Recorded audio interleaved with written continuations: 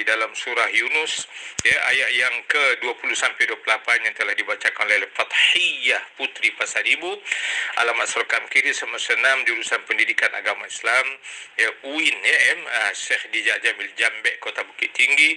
Nama ayah Elmin Pasaribu, ya. Kita sedekahkan Fatihah untuk beliau. Bismillahirrahmanirrahim. Alhamdulillahirabbil alamin, arrahmanirrahim,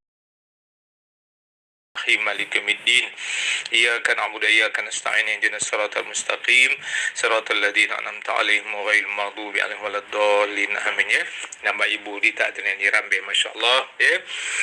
Fathiyah, Ustaz dah dengar bacaan, ya. Masih lagi perlu kita belajar terus untuk memperbaiki bunyi-bunyi huruf. Alhamdulillah, panjang pendek, cuma tadi mengulang ayat, ya.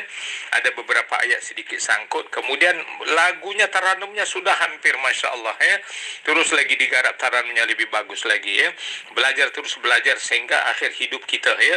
Belajar tidak ada batas. Meskipun kita besok sudah masuk ke Menara Gading, ya, dah tak ada lagi songkok nak kita pakai, tak ada topi yang nak digerahkan, tapi amalan kita baca Quran. Sebelum kita membahaskan ayat yang dibacakan, Ustaz kembali kepada sepotong hadis Nabi sallallahu alaihi wasallam mengenai Al-Quran, ya. Bismillahirrahmanirrahim. An Uqbah ibni Amir radhiyallahu anhu qala sami'tu Rasulullah sallallahu alaihi wasallam yaqul al-jahiru bil Quran kal jahiri bis sadaqah wal musirru bil Quran kal musirri bis sadaqah. Masya-Allah, Sayyidina Uqbah bin Amir, mudah-mudahan Allah memberikan keridaan kepadanya, berkata, kata beliau, saya telah mendengar Rasulullah sallallahu alaihi wasallam bersabda, dikata ganjaran atau pahala untuk seorang yang membaca Al-Quran dengan kuat, ya, dengan bersuara, ialah seperti ganjaran seorang yang bersedekah secara terang-terangan, dan ganjaran untuk seorang yang membaca Al-Quran dengan perlahan adalah seperti ganjaran orang yang bersedekah secara sembunyi. Masya Allah, ya, Masya Allah, Masya Allah. Ganjaran membaca Al-Quran dengan perlahan dapat diketahui daripada hadis ini adalah untuk keadaan kemungkinan adanya riak. Jika tidak ada kemungkinan riak dan tidak juga akan menyusahkan orang lain, maka berdasarkan hadis yang lain juga membaca Al-Quran dengan kuat adalah lebih afdal. Ia akan menjadi punca untuk menggalakkan orang lain untuk membaca Al-Quranul Karim. Saya stop hadis sampai sini. Bila kita sampai di masjid, kita membaca Quran orang ramai, atau kita baca slow saja, sebab itu mungkin takut mengganggu ibadah orang lain. Tetapi kalau di masjid itu, masjidnya besar, orang pun tak ada, kita baca kuat, kita baca berlagu, ya. Sebab itu kita harus jaga etika kita, ya. Di merata tempat, tak kira di tempat lain kata di mana-mana. Masya Allah, ya. Kalau aku ungkapkan hadis ini, cukup beruntung kita, Masya Allah, ya. Keuntungannya bayangkan itu, ya. Seperti orang yang bersedekah. Nah, kalau kita bersedekah cara terang-terangan, itu membacanya cara kuat. Tapi mungkin kita bersedekah, ada orang bersedekah cara bersembunyi, ya, itu maknanya kita baca cara perlahan. Jadi kalau tadi kita baca kuat, kita bimbang tidak ada unsur dia, tidak ada, aku tak nak cari nama, ya. Termasuk kita juga baca Quran sini, ya, tak siapa pun nak mengganggu, tak siapa pun yang diganggu, ya. Jadi kalau tadi bisa kata Fatihah baca senyap, Ustaz tak dengar, tak boleh nak memperbetulkan, tak boleh nak itu, atau mungkin ada orang bagi tazkirah senyap aja. Bagi khutbah dia kecil je suara dia, orang pun antara dengar tak dengar, dia bagi ceramah tapi suara dia kecil, ya. Jadi membaca Quran ini kalau kita baca kuat, itu umpamanya kita bersedekah cara terang-terangan. Bayangkan, jadi kalau kita membaca agak sirah, agak kecil, itu maknanya kita bersedekah secara sirih, orang tak tahu.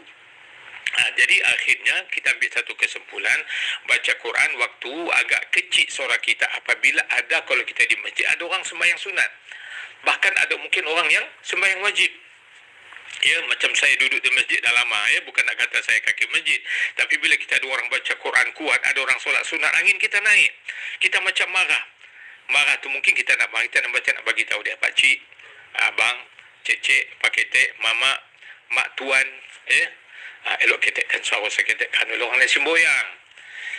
Ya, jadi itu etika. Tengok bagaimana Nabi Muhammad SAW mengajar kita, ya, meskipun kita nak memburu pahala, kena ada teknik dan tengok tempat dan keadaan, ya. Mudah-mudahan pesanan ini bermanfaat untuk kita membaca Quran supaya teknik dan tempat sesuatu yang kita baca itu bertempat, ya. Bertempat, Masya Allah, ya. Tadi bacaan tadi surah Hud itu Masya Allah, ya. Sudah bagus. Apa yang boleh kita ambil kandungan daripada ayat yang telah kita baca ini, ya, supaya menjadi satu pengajaran pada kita.